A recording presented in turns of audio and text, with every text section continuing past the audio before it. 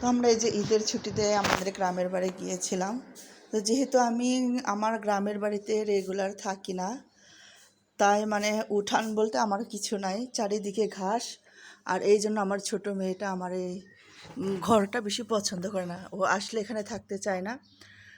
ও বেশিরভাগ চলে যায় আমার মায়ের বাড়ি। তো মায়ের বাড়ি আমার তো অবশ্যই ভালো লাগে, কিন্তু তারপরও যেহেতু আমারও একটা ছোটোখাটো হলেও একটা ঘর হয়েছে, যদিও বা পুরোটা কমপ্লিট হয়নি, তো আমার এখানে থাকতেও অনেক বেশি ভালো লাগে। ওই যে বলে না, ছোট হোক বড় হোক কাঁচা হোক পাকা হোক, নিজ হাতে গড় আমর কাঁচা ঘর খাসা। যেহেতু এখনও কমপ্লিট হয়নি, তো ওই যে আশপাশ দিয়ে পাড়ার প্রতিবেশী সবার ঘর দেখা যাচ্ছে।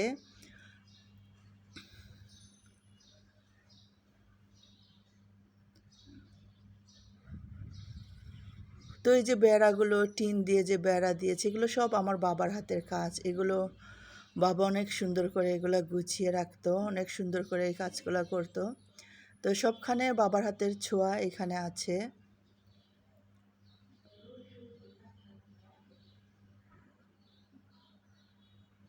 বাড়ি আসলে যেটা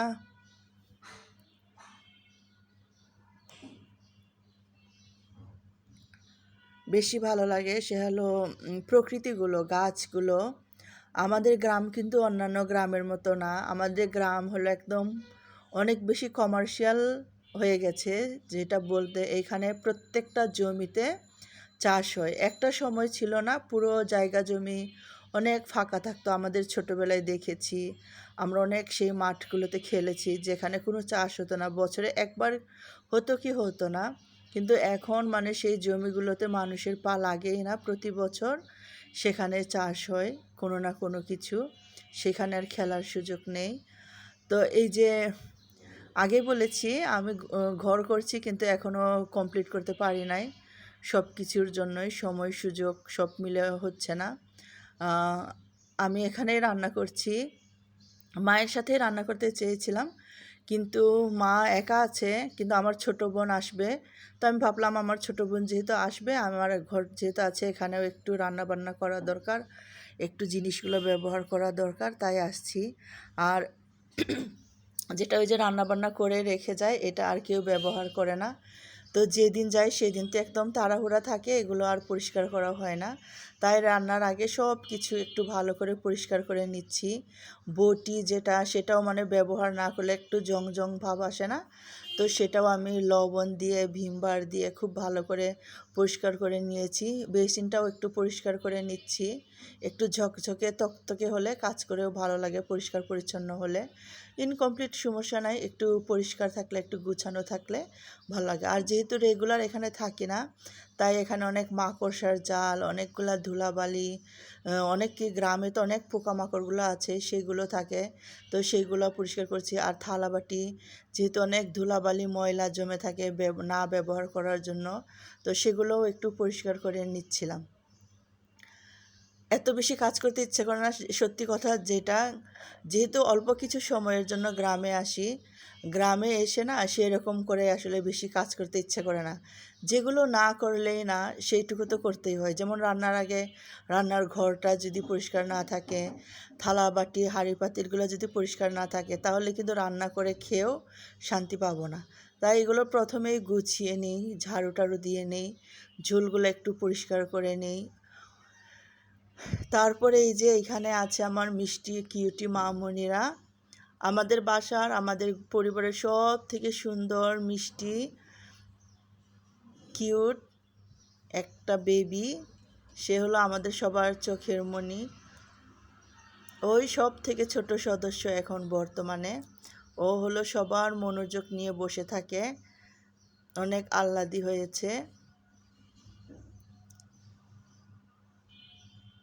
তো এটা ওরা নিজেরা নিজেরা ভিডিও করেছে। তো আমি ওদের জন্য নুডলস রান্না করেছি।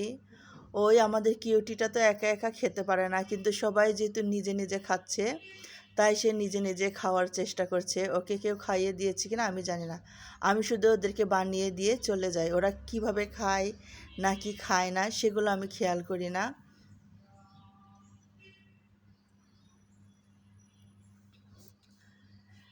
তো গ্রামে যে ঈদের ছুটিতে আসছিলাম এইবার অনেক সুন্দর সময় কেটেছে। বিশেষভাবে পরিবেশটা অনেক সুন্দর ছিল। আবহাওয়াটা অনেক মিষ্টি ছিল। যেমন রোদ ছিল সেই রকমই ঠান্ডা বাতাস ছিল। সব মিলে অনেক বেশি ভালো লেগেছে। আর শহরে থেকে একটা কীরকম অশান্তি লাগছিল। তো গ্রামে গিয়ে একটু কিছুটা হলেও একটু স্বস্তি ফিরে পেয়েছি, একটু স্থির হতে পেরেছি।